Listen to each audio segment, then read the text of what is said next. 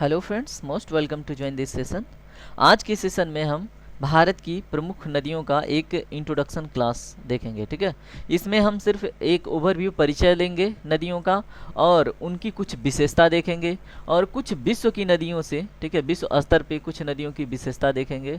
ठीक है, जैसे लंबा, सबसे अधिक कैचमेंट एरिया, इस प्रकार का, और नदियों का प्रकार। ठीक है, तो ऐसी कुछ चीज़ें आज डिस्कस करेंगे। इसके बाद आने वाले सेशन में हम जैसे Indus river system, Ganga river system, Brahmaputra river system, दक्षिण भारत की नदियाँ, ऐसे कुछ प्रमुख नदियों का हम एक्सप्लेनेशन अलग अलग सेशन में देखेंगे, क्योंकि एक ही में सबका लेंथ अधिक हो जाएगा। ठीक है, तो चलिए स्टार्ट करते हैं। सबसे पहले हम क्या समझते हैं। देखिए, नदी तो आपको पता है कि एक्चुअली नदी होती क्या है। ठीक है, और नदी आपको पता है, लेकिन नदियों का प्रकार, ठीक है, भारत में स्पेशली अगर हम टाइप देखें, ठीक है, तो ये कितने प्रकार की होती हैं। भारत में दो प्रकार की हैं मेनली। ठीक है, मेनली कितनी प्रकार की हैं? दो। एक है हिमालयन। हिमालयन कौन सी नदियाँ होती हैं? वो नदियाँ जो हिमालय से निकलती हैं। ठीक है, जैसे ये आपका हिमालय रीजन है ना, इधर से निकलने वाली नदियाँ। और फिर एक होता है पेनिसुलर, ठीक है, मीन्स प्रायद्वीपीय। ठीक है, तो मेनली दो प्रकार की नदियाँ भारत में पाई जाती हैं। ठीक है, और इनको भी अगर इनका भी सब डिवीजन किया जाए, इनको भी बांटा जाए, तो जो पेनिसुलर रिवर है ना, ये भी दो भागों में बांटा जा सकता है। वो कौन कौन से? एक है क्या, डेक्कन, जो दक्कन दक्कन का पठारी वाला क्षेत्र है, उसमें कुछ नदियाँ हैं। ठीक है, वो, और एक जो कोस्टल रीजन में है। ठीक है, जो कोस्टल रीजन में बहती हैं। तो ऐसे दो प्रकार भी क्या प्रायद्वीपीय नदियों को बांटा जा सकता है। फिर अलग से एक प्रकार निकल के आता है क्या, हिमालयन नदियों को छोड़ के एक आता है इनलैंड, जो मध्य प्रदेश यहाँ पे कुछ इन क्षेत्रों में जो बहती हैं। ठीक है, तो इनलैंड यानी कि जो भारत का मेन लैंड है, उसमें अगर कोई नदी स्टार्ट होके बहती है तो उसको क्या बोलते हैं? इनलैंड रिवर, जिसका कनेक्शन किसी माउंटेन से नहीं है, ठीक है, किसी कोस्टल रीजन से नहीं है, तो उसको इनलैंड नदी बोलते हैं। ठीक है, तो ये रहा प्रकार। ठीक है, अब प्रकार में थोड़ा सा इनकी विशेषता देख लेते हैं। किनकी? हिमालयन और पेनिसुलर की। देखिए, हिमालय की नदियाँ जो हैं वो यहाँ पे क्या है, ग्लेशियर्स हैं। ठीक है, ग्लेशियर पिघलने से इनमें पानी आता है, ठीक है, नदियों में, जिसकी वजह से क्या होता है, ये मतलब वर्ष भर यानी कि पूरे साल, इसमें पूरे साल एनुअली क्या होता है, पानी इन नदियों में उपस्थित रहता है। लेकिन जो प्रायद्वीपीय नदियां हैं, पेनिसुलर रिवर हैं, ये किस पे डिपेंड करती हैं? ये मेनली डिपेंड करती हैं किस पे? बारिश पे। ठीक है, अगर बारिश हुआ तो इन नदियों में पानी होता है, अगर बारिश नहीं हुआ तो इन नदियों में पानी नहीं होता है। ठीक है, तो जो प्रायद्वीपीय नदियां हैं वो किस पे डिपेंड करती हैं? वो बारिश यानी मानसून पे डिपेंड करती हैं। और हिमालय की नदियाँ मानसून प्लस इनके पास क्या है, ग्लेशियर है। ठीक है, और ग्लेशियर पिघलता है तो पानी आता है। ठीक है, तो ये अंतर आपको स्पष्ट होना चाहिए। ठीक है, तो हमने नदियों का प्रकार देख लिया। अब कुछ भारत की प्रमुख नदियों को देख लेते हैं, एक मतलब ओवरव्यू। ठीक है, अब देखिए, गंगा नदी आपने सुना होगा, तो गंगा नदी उत्तराखंड से निकलती है। ठीक है, और फिर उत्तर प्रदेश, फिर बिहार, थोड़ा सा झारखंड, फिर वेस्ट बंगाल होके ये गिर जाती है कहाँ पे? बंगाल की खाड़ी में। ये कौन सी नदी है? गंगा। अब इसका थोड़ा सा भी मतलब थोड़ा सा इसके विषय में, ठीक है, देखिए, गंगा की दो प्रमुख सहायक नदियां हैं। ठीक है, भागीरथी और अलकनंदा। भागीरथी और अलकनंदा से ये मिलकर बनती है, और इसकी सबसे बड़ी ट्रिब्यूटरी सहायक नदी है यमुना। ठीक है, और यमुना आके इससे प्रयागराज में मिल जाती है। कहाँ पे? प्रयागराज में। ठीक है, अगर पूछा जाए क्वेश्चन कि भारत में सबसे बड़ी सहायक नदी कौन है, तो यमुना। ठीक है, भारत में, ये नहीं कि केवल गंगा की, भारत में सबसे लंबी सहायक नदी अगर है कोई तो वो है यमुना, और इसका लेंथ कितना है? 1374 किलोमीटर। ठीक है, ये भी बात आप याद रखिए। अब देखिए, यमुना को आपने देख लिया, और गंगा। अगर पूछे आपसे क्वेश्चन भारत की सबसे लंबी नदी, तो ये है आपकी गंगा। ठीक है, तो ये भी बात आप याद रखिए। ठीक है, और इसकी लंबाई कितनी है बताइए? 2525 किलोमीटर। ठीक है, गंगा की विशेषता अगर पूछे सबसे अधिक कैचमेंट एरिया किस नदी तंत्र का है, तो वो हो जाएगी आपकी गंगा। ठीक है, कैचमेंट एरिया क्या होता है? जैसे इसकी ट्रिब्यूटरी और डिस्ट्रीब्यूटरी मिला के सबसे अधिक अगर क्षेत्रफल कवर करने वाला है तो वो है आपकी गंगा। तो उसको क्या बोलते हैं? जैसे द्रोणी प्रदेश किसका अधिक है, अपवाह तंत्र किसका सबसे अधिक है, तो वो हो जाएगी आपकी गंगा। ठीक है, अगर गंगा और ब्रह्मपुत्रा को मिला दिया जाए, ये जो आपकी आती है ब्रह्मपुत्रा, ठीक है, तो इसको क्या बोल देते हैं, मेघना। ठीक है, मेघना।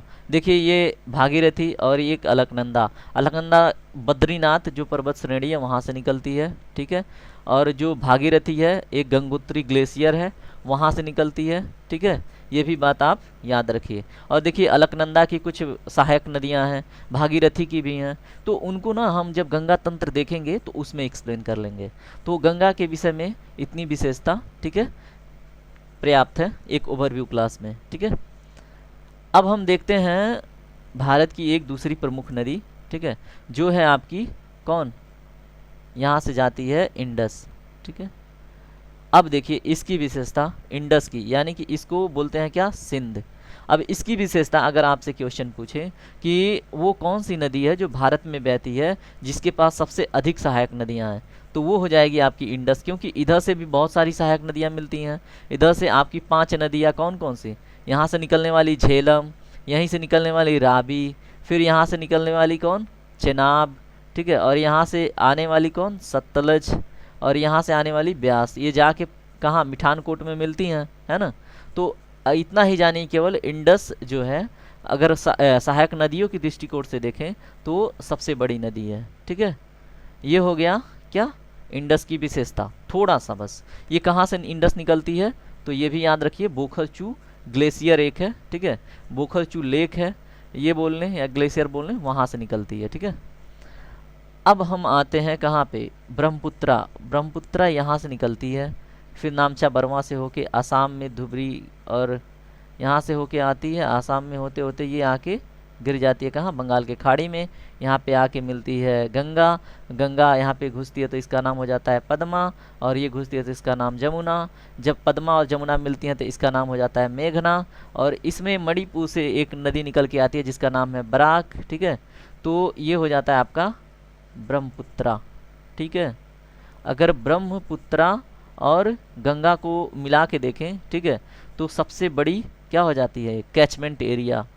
ठीक है, 150 मिलियन हेक्टेयर का, कितना, 150 मिलियन हेक्टेयर एरिया कवर करता है अगर गंगा को और इन दोनों के नदी तंत्र को हम जोड़ के देखें तो। ठीक है, तो ये हो गई आपकी ब्रह्मपुत्रा की विशेषता। ठीक है, हमने देख लिया इंडस की, फिर हमने देख लिया गंगा का, फिर हमने देख लिया ब्रह्मपुत्रा का। ठीक है, ब्रह्मपुत्रा की भी बहुत सारी सहायक नदियां हैं, वो हम आने वाले सेशन में कवर करेंगे। ठीक है, अब हम देखते हैं कुछ दक्षिण भारत की नदियों को।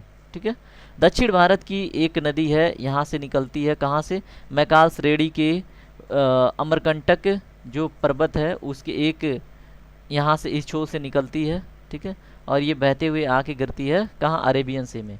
इसका नाम है नर्मदा। ठीक है, क्या नाम है, नर्मदा। तो नर्मदा की क्या विशेषता है, अगर पूछे कि अरेबियन सागर में भारत की सबसे लंबी नदी, गिरने वाली सबसे लंबी नदी जो डेल्टा नहीं बनाती है, तो वो हो जाएगी नर्मदा। या फिर भारत की वो सबसे लंबी नदी जो डेल्टा नहीं बनाती है, वो हो जाएगी नर्मदा। ठीक है, अब इसकी लेंथ कितनी है, इसकी लेंथ है 1312 किलोमीटर, 1312 किलोमीटर। ठीक है, ये हो गई नर्मदा की विशेषता। अब इसमें देखिए, इधर ये 2 पर्वत श्रेणियों के बीच में बहती है, ऊपर है कौन, विंध्य, नीचे कौन है, सतपुड़ा। ठीक है, तो ये बात आप याद रखिए। तो हमने देख लिया नर्मदा का इंट्रोडक्शन। अब हम देखेंगे किसका, कृष्णा रिवर। ठीक है, कृष्णा रिवर यहाँ महाबलेश्वर शरीर से निकलती है ऐसे, फिर ये कर्नाटक से होके जाती है, फिर ये थोड़ा सा तेलंगाना में होके, फिर आंध्र प्रदेश से होके गिर जाती है। ठीक है, और यहाँ से आती है आपकी गोदावरी। ठीक है, गोदावरी आती है तेलंगाना से होके, ये आंध्र प्रदेश होके गिर जाती है। ठीक है, तो गोदावरी की विशेषता और हम कृष्णा की विशेषता देखते हैं। तो गोदावरी को दक्षिण की गंगा बोलते हैं। ठीक है, क्यों, लेंथ के अकॉर्डिंग। ठीक है, और अगर पवित्रता की दृष्टिकोण से देखें तो अगर दक्षिण की गंगा हो तो कौन हो जाती है, वो हो जाती है कावेरी। ठीक है, कृष्णा नहीं, कावेरी को बोलते हैं पवित्रता की दृष्टिकोण से। और अगर लेंथ के हिसाब से देखें तो गोदावरी जो है ना, वो इसका मतलब दूसरा स्थान है, किसकी दृष्टिकोण से, लेंथ की दृष्टिकोण से, 1464 किलोमीटर। ठीक है, भारत में बहने वाली नदी दूसरे स्थान पे लेंथ की दृष्टिकोण से, और दक्षिण भारत की गंगा, ठीक है। तो ये बात आप याद रखिए। और ये कहाँ से निकलती है, नासिक से, ठीक है, और ये गिरती है कहाँ पे, आंध्र प्रदेश। और आंध्र प्रदेश में कृष्णा और कावेरी के बीच में एक है क्या, लेक, जिसका नाम है कोल्लेरू, ठीक है। ये भी बात आप याद रखिए, क्वेश्चन कई बार पूछ चुका है।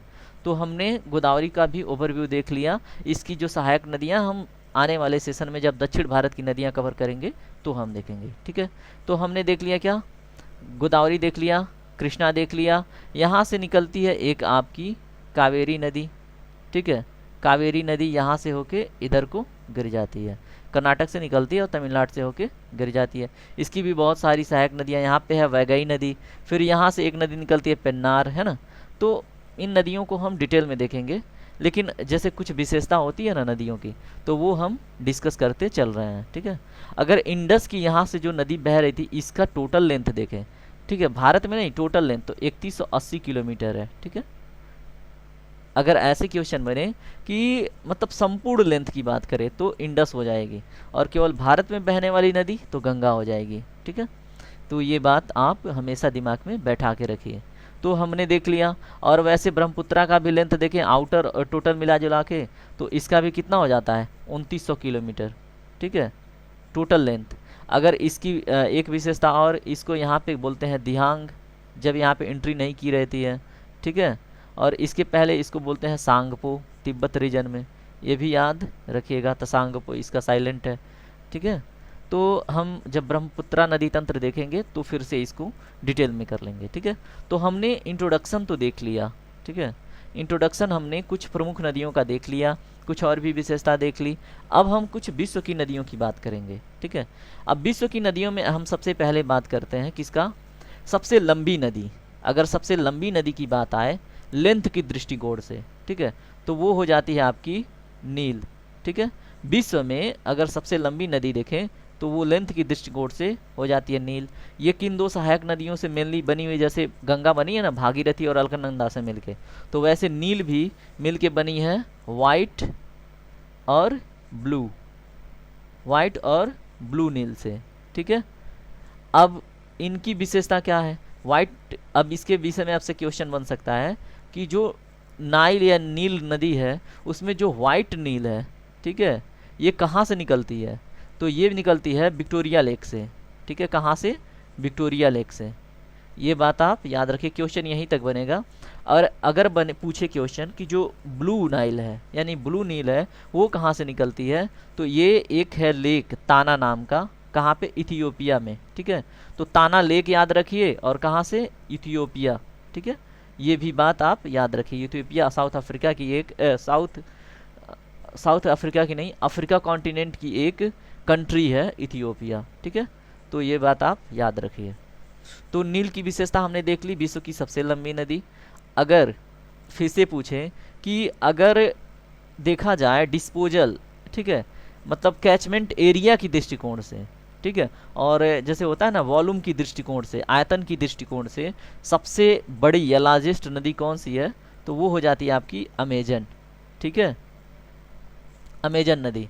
तो ये भी बात आप याद रखिए। अमेजन कहाँ पे है, अमेजन की स्थिति जैसे ये है आपकी, ठीक है, ये आपका नहीं मतलब विश्व का अगर देखें तो साउथ अमेरिका कॉन्टिनेंट है, ठीक है, साउथ अमेरिका कॉन्टिनेंट। तो इसमें ये क्षेत्र है अमेजन का, ठीक है। तो यहाँ पे इसका क्या है, अपना एक हैवी वॉल्यूम लेके अमेजन जो जंगल है वहाँ से होके बहते हुए ये इधर को गिरती है, ठीक है। तो ये भी बात आप याद रखिए, अंतर दोनों में हमेशा याद रखिए। अगर देखें जैसे यूएस की एक नदी है, ठीक है, जो दूसरा स्थान मतलब लेती है किसकी दृष्टिकोण से, लंबाई की दृष्टिकोण से। देखिए अगर नाइल की बात की जाए, ठीक है, तो नाइल का जो लेंथ है नील का, अगर नील नदी का लेंथ देखें तो इसका लेंथ कितना है, 4180 किलोमीटर, ठीक है।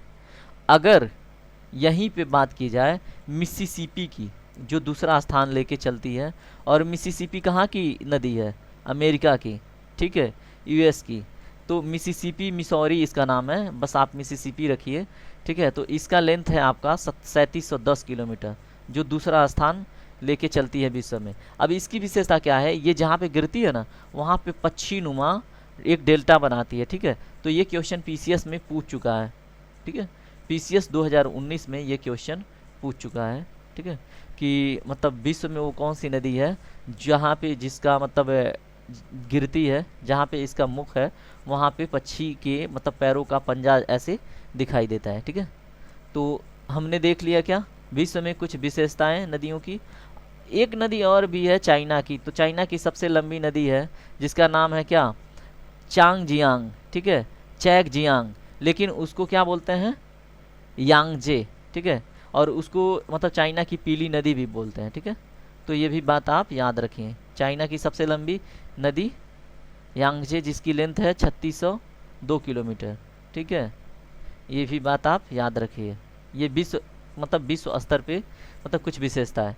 हम नदियों की विशेषता में एक चीज़ और समझ लेते हैं क्या, कि नदी मान लीजिए ये कोई नदी बह रही है, ठीक है, और ये कोई नदी बह रही है।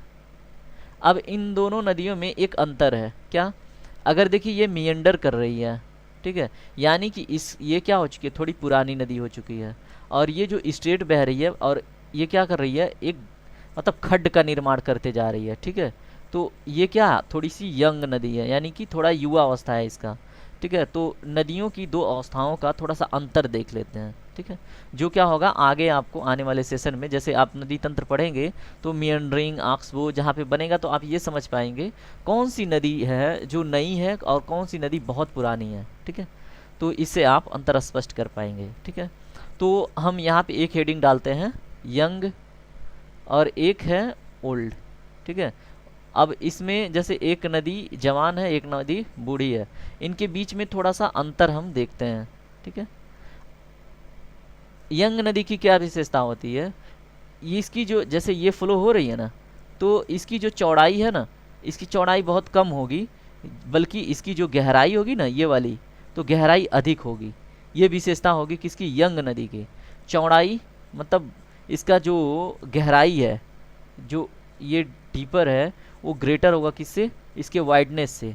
लेकिन यहाँ पे यही अपोजिट हो जाएगा, इसकी जो चौड़ाई है वो अधिक होगी इसके डीपर वाले नेचर से। मतलब ये नदी क्या करेगी, चौड़ाई में होगी और ये नदी गहराई में होगी, ठीक है। जो जवान नदी है यंग है, ठीक है। और इसमें क्या होगा, फास्ट फ्लो होगा, मतलब इसमें बहुत तेज़ी से प्रवाह होगा। और इसमें क्या होगा, स्लो फ्लो होगा, मतलब इसमें बड़ा धीमे धीमे पानी का बहाव होगा, ठीक है। तो ये भी बात आप याद रखिए। उसके बाद इसमें क्या है, जो यंग नदी है इसमें मतलब आप देखेंगे वाटरफॉल होंगे, रैपिड्स होंगे, इसमें आपको देखने को मिलेंगे क्या, वाटरफॉल, क्योंकि अभी यंग है तो स्पीड होगा। और जहाँ पे मिलेगी तो भाई जाहिर सी बात है उसमें पानी ऊपर झरने की तरह दिखेगा, और इसमें रैपिड्स भी होंगे, ठीक है। लेकिन यहाँ पे क्या होगा, इसी के मतलब यहाँ पे देखें थोड़ा सा चटक करते हैं इसको, ठीक है। अगर हम ओल्डर नदी में देखें तो यहाँ पे आपको क्या क्या देखने को मिलेगा, यहाँ पे मियंडर स्कास देखने को मिलेंगे, ठीक है। मियंडर स्कास अभी हमने देखा ना, ऐसे बनेगा जब, ठीक है, तो इसको मियंडरिंग बोलते हैं। किसी भी नदी का ऐसे क्या मुड़ाव को मियंडरिंग बोलते हैं, ये नदी मियंडरिंग कर रही है, ठीक है। अब इसका क्या मिलेगा, पदचिन्ह मिलेगा, स्कास मिलेगा, ठीक है। इसका कुछ प्रूफ मिलेगा कि ये नदी मियंडरिंग करके गई है, ठीक है। तो ये हो जाएगी विशेषता। और एक चीज़ क्या मिलेगा, ऑक्सबो लेक, जैसे मान लीजिए ये नदी ऐसे फ्लो हो रही थी, एक स्थिति ऐसी आती है कि ये मिल जाती है, ठीक है, और ये वाला हिस्सा कट के अलग हो जाता है और नदी फिर से यहाँ से क्या हो जाती है, स्ट्रेट हो जाती है। जैसे अब यहाँ से स्ट्रेट हो गई तो यहाँ पे एक अलग से लेक बन जाता है, इसको हम क्या बोलते हैं, ऑक्सबो लेक, ठीक है। तो ये विशेषता हो जाती है जो ओल्ड नदी है, ठीक है, जो मेच्योर हो चुकी है। तो ऑक्सबो लेक किसकी विशेषता है, ओल्ड नदी की, ये बात आप याद रखिए। अगर एक चीज़ और देखें, अब ऑक्सबो लेक के अलावा इसमें और क्या है, थोड़ा सा इसको हटाते हैं, इसकी एक विशेषता और, ये लेविस बनाती हैं, लेविस, ठीक है। अब लेविस आपके लिए सामने नया चीज़ आएगा, ये क्या है इसको समझते हैं। लेविस एक्चुअली जैसे मान लीजिए क्या है, ये आपकी नदी कोई मेंडरिंग करी, ठीक है, तो यहाँ पे ना एक मजबूत रॉकी टाइप का चट्टानी एक रीज बनेगा, रीज मतलब एक उच्चावच, ठीक है, जो क्या करेगा इस एरिया में पानी जाने से रोकेगा, ठीक है। तो इसको क्या बोलते हैं, लेविस, ठीक है। तो ये किसकी विशेषता है? ओल्डर नदी की, यंगर नदी, ओल्ड नदी की, ठीक है, ओल्डर बोल लीजिए। एक विशेषता ये हो गई। अब देखिए इसमें दूसरी विशेषता, ठीक है, दूसरी विशेषता क्या है? ये पॉइंट्स बार बनाती हैं, पॉइंट बार। अब पॉइंट बार क्या होता है वो जान लीजिए। जैसे मान लीजिए पॉइंट बार एक्चुअली होता क्या है, ऐसे आपकी नदी बह रही है, कोई पुरानी नदी, ठीक है, तो इसमें क्या होगा, यहाँ पे एक बालू का टीला टाइप का एक ऐसे उच्चावच बन जाएगा, ठीक है। क्या बन जाएगा? एक बालू का मतलब उच्चावच टाइप का कुछ बन जाएगा, ठीक है, जिसको रीज बोलते हैं। तो इसको बोलते हैं हम पॉइंट बार, ठीक है। अब पॉइंट बार क्या करता है? अचानक से कोई फ्लड की सिचुएशन आई तो उसको टैकल करता है, कुछ समय के लिए रोकता है, क्योंकि पॉइंट बार टूटेगा तो इधर फ्लो बढ़ेगी, तो पॉइंट बार इस चीज़ में हेल्प करता है, ठीक है। तो हमने देख लिया पॉइंट बार। अब एक चीज़ है स्वैम्प्स। तो अगर दलदली क्षेत्र पाए जाएंगे मैक्सिमम, तो आपको किधर मिलेंगे? अगर स्वैम्प्स मिलेंगे तो मैक्सिमम ओल्डर जो नदी है उसके आसपास मिलेंगे, ठीक है। तो ये भी विशेषता आप जानिए, स्वैम्प्स का मतलब होता है दलदल, ठीक है।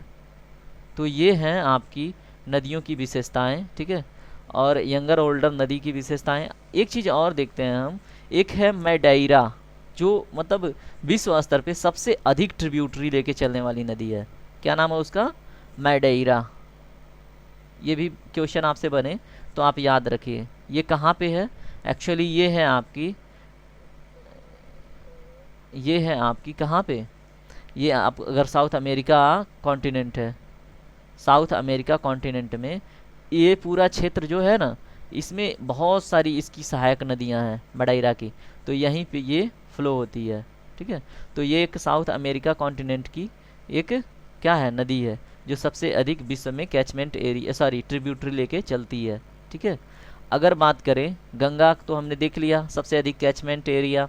अगर सबसे कम कैचमेंट एरिया इंडिया में देखें तो एक है अवारी करके, ठीक है, ठीक है, अवारी करके नदी है जो राजस्थान में बहती है, ठीक है। वो सबसे मतलब कम कैचमेंट एरिया लेके चलती है, ठीक है। ये भी बात आप याद रखिए। कौन सी नदी? अवारी। आपको ये भी पता है मजुली आइलैंड किस में है? ब्रह्मपुत्रा नदी में। तो इस तरह से हमने आज नदी तंत्र का, ठीक है, एक इंट्रोडक्शन क्लास कंप्लीट किया। और यहाँ पे देखिए थोड़ा सा आप क्या करें, थोड़ा सा इन नदियों का मतलब रियल स्ट्रक्चर जो है उससे रूबरू हो जाए। उसके बाद आने वाले सेशन में हम इनको एकदम बिल्कुल डिटेल में कवर करेंगे। तो आज का सेशन यहीं तक। जय हिंद दोस्तों। और देखिए सेशन लाइक कीजिए, कमेंट कीजिए, शेयर कीजिए और सब्सक्राइब कीजिए, और अपने दोस्तों को भी बोलिए जुड़ने को, ठीक है। तो धन्यवाद हम यहाँ तक बने रहने के लिए। आपका दिन शुभ हो। Take care.